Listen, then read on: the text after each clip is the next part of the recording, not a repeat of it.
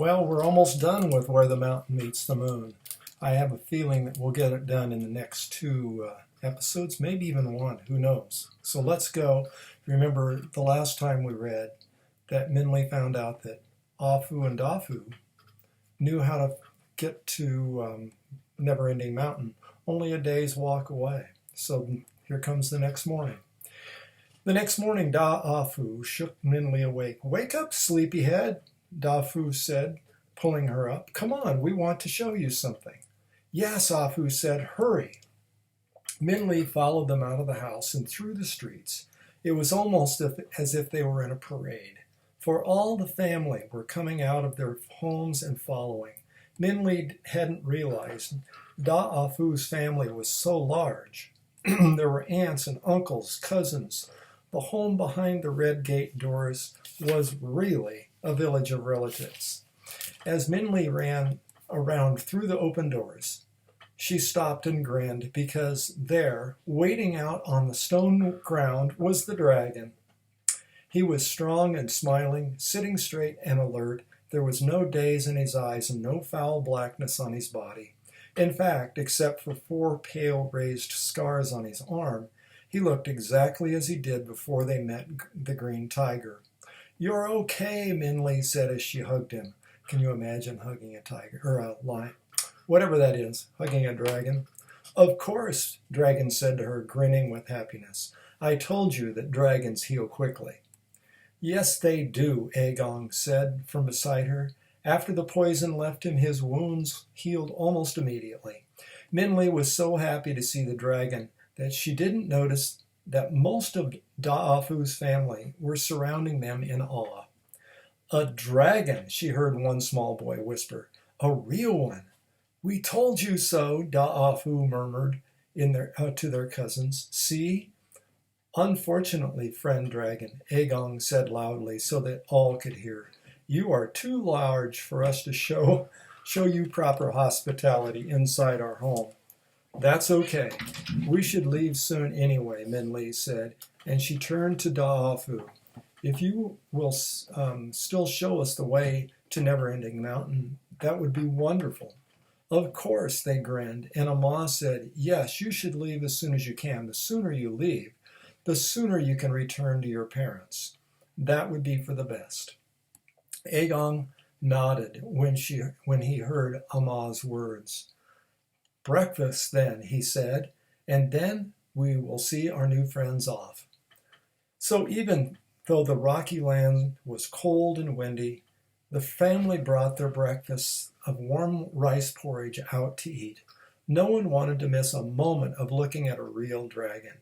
Amma led a large iron pot rolled on a rough wood platform by 2 of Da'afu's uncles in front of the dragon. The pot was steaming and full, and Minli recognized it as the medicine tea. As an aunt carried cups of the tea on 2 trays balanced on her shoulders with a stick for anyone to take. Minli carefully reached for a cup, and the fragrant aroma was too tempting to let pass. "We should not call this drink medicine," said the uncle. "It is too delicious, and now that we know that no more green tiger, there is nothing for it to cure." "Maybe we should call it well tea," Afu laughed, "since the green tiger is down in the well." "No," Agong said, "we want to remember our friends, not our enemies." "Then we should call it dragon well tea," Dafu said, "because it made the dragon well." The family all cheered at that, and there was a look of softness in Dragon's eye that Minli had never seen before. He was so unused to kindness, she realized. He had spent most of his years alone and trapped by a flightless body. Too soon, breakfast was over, and Minli was packing her possessions into the yellow silk bag that the king had given her, while Amma tied supplies onto the backs of Afu and Dafu. "Just in case," she said, slipping in their simple food of rice wrapped in leaves and salted boiled eggs. "Bring Minli to Never-Ending Mountain, and then come right home." Agong put his hands on Min Li's shoulders, and said, "You're a brave girl, Min Li, quick and clever, but you have been away for far too long. Go as quickly as you can." Amma wrapped her warm arms around Min Li, and then brought out a warm jacket. "For you," she said. "We made it while you were sleeping. Your dress is too thin for the mountain." The jacket was multicolored, made of large patches sewn together, some dark blue, some deep purple, and a few bright red. Min Li smiled thankfully.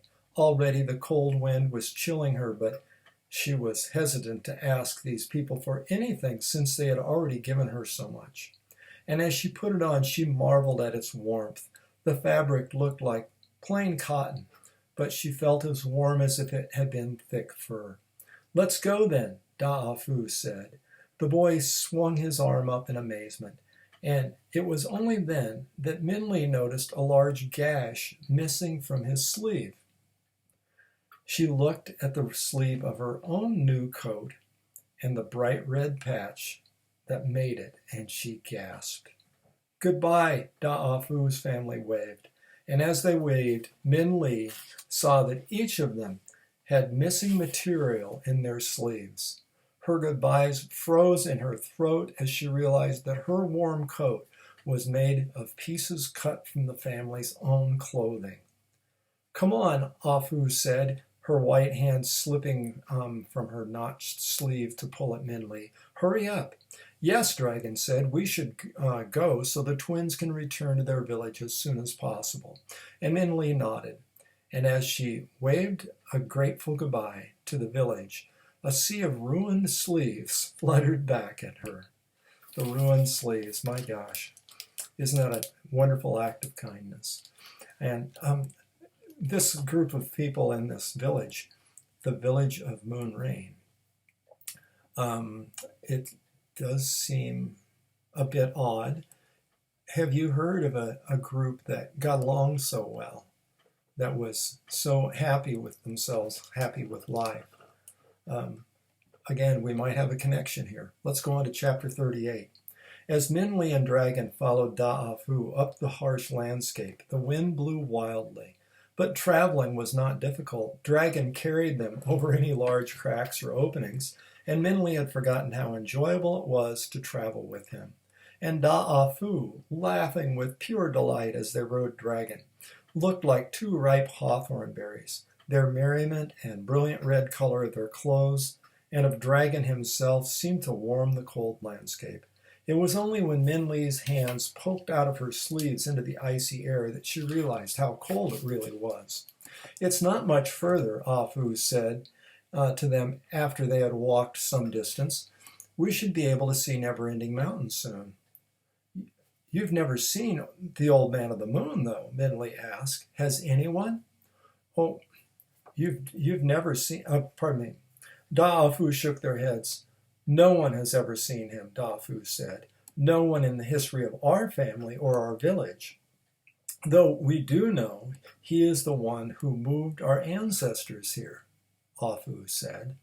"The Old Man of the Moon brought your ancestors here?" Min Li asked. "How?" And here's the story, another story, of Da'afu's ancestors. And again, let's see if we have a connection. Even though our ancestors did their best to please the magistrate, they were not able to make him happy. One day, a neighbor rushed to our ancestor's house, his horse panting from running. "I have just returned from the city," the neighbor gasped. "I rushed all the way here to warn you. The magistrate is convinced the answer that you sent him was a trick, and you are keeping the real secret from him. He is coming here to punish you. He plans to destroy your home and family. Run away while you can. There is not much time. His soldiers will be here tomorrow." Our ancestors cried with fear. The large family, the many sons and daughters, aunts and uncles, and children and grandchildren, could not help being scared. But Yi, the great-grandfather and the head of the family, raised his hand for attention. "It looks as if misfortune is coming," he said, "and there is nothing we can do. We will not run. The soldiers would easily find us, and the magistrate would even be more brutal. I do not want to spend our last moments together in panicked flight. That makes sense. Yi Yi looked at the bright blue sky and the sun shining on the mountain beyond their home. It was hard to imagine that trouble was coming. Little ones, he said to the children, go fetch your favorite kites. And then Yi Yi turned to the adults. Sons and daughters, he said, prepare the finest picnic you can with enough food and tea for all. We will not waste this time that we have together. We will spend it as we always have, in happiness. The family nodded at Yi Yi's wise words. Quickly, they rushed to do what he asked. They brewed large pots of their best chrysanthemum tea and filled special baskets with golden cakes and custard tarts, boiled chickens, crispy pork, and fluffy steamed buns, and also tea-stained eggs. And their brilliant kites in the shapes of bugs and butterflies were dragged out of storage and into the sun. Yi Yi smiled at his family as they finished their tasks. He carried his favorite books of poetry, stories, and songs in a bag. Come, he said, let us climb the mountain. So together, with the tree leaves waving farewell, the family made their way up the mountain. They climbed high so that the kites could fly without the trees getting in the way. When there was nothing between them and the sky, they stopped. And they had a delightful time. The children laughed as their kites soared in the wind. The women smiled as they sipped tea, and the men merrily ate the delicious treats. Yi Yi recited poetry that made the women sigh, and told stories that made the men gasp, and sang songs that made all the children join in. But all too soon the day was ending. The moon was already rising in the sky when the children were told to wind the strings of their kites. Why bring the kites down? The older boy asked. This will be the last time we'll be able to fly them. Yes, a girl said. Let them fly for as long as they can. So instead of bringing the kites in, they cut the strings. As the kites were freed, a strong gust of wind burst from the sky. One by one, the butterflies and dragons disappeared as if flying home to the moon. As the kites vanished from sight, there was a sad sigh. No one spoke, but they all wished for an escape from tomorrow's tragedy. Quickly and quietly, the family packed their belongings and began to climb down the mountain. They walked a long time, so long that the moon rose overhead, and they began to shiver with cold. Are we lost? A child asked. This does not look like the way home. That's impossible, his mother told him. How can we be lost? There is no other direction than down. But the boy is right, he said. Look at the rocks before us. We have climbed this mountain many times, yet I have never seen this rock or any rock of this type before. And there are no trees, a young girl said. Always there were trees below us, and now there are just more rocks. It's colder, too, said another. It is much too cold for an early autumn night. What has happened? A woman asked. I think, Yi Yi said slowly, we are no longer on our mountain. Somehow, we are on a different one. Well, how is that possible? A man asked, and why? Before Yi Yi could open his mouth to reply, one of the children shouted. Home, she cried. Our home is right here. And it was their home. The dark red gate doors were flung open, allowing them to see light shining from the windows of their houses. Their chickens squawked a greeting, and their dogs jumped through the gate with cheerful barks. Our ancestors couldn't believe it. Dirty pots and pans that had been left in the morning were still in the wash basin. Mixed up shoes and hanging laundry were exactly as they were before. Even the book that Yi Yi had left open was on the same page. Yi Yi walked from room to room and house to house with the family following like a parade, and finally he found a slip of bright silk tied to the hinges of the gate doors. He turned around and looked at the family crowding around him. It is a miracle. We have been moved here beyond the magistrate's reach. We are saved. And the family cheered, but could not help asking, How? Who did this? Yi looked at the empty land around him and the dark blue sky with the moon above them, and then at the thin strip of silk in his hand. This silk is from one of the children's kites. The kite brought our wishes to the old man of the moon, and he must have decided that our destinies lay here. Yi said, and he motioned upwards, for there is only one other here with us tonight, and it is only us and the moon. That's the end of that story. And your family has been here ever since? Dragon asked. Both children nodded. For over 100 years, our family has lived on the mountain, and we keep growing. Sometimes we travel down the mountain. Sometimes people come to us. Anyone who visits is welcome to call our place home. So, Min Li began, but her words died away as Dafu pointed toward the horizon. Min Li and Dragon followed his hand and finally saw what could only be Never-Ending Mountain, home of the old man of the moon. Well, we didn't get done. We'll keep going later.